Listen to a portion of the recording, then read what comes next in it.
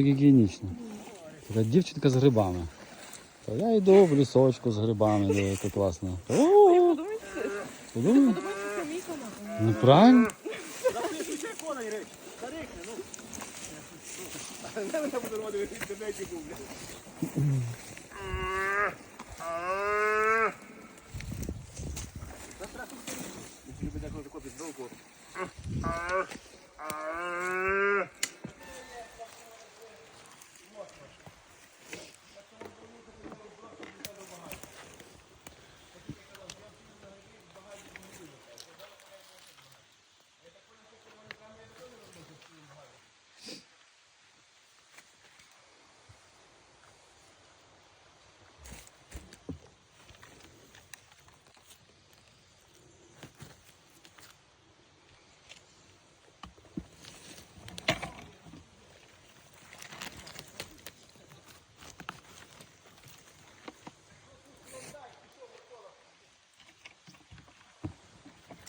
А це не мухомор, чи мухомор? Хмар.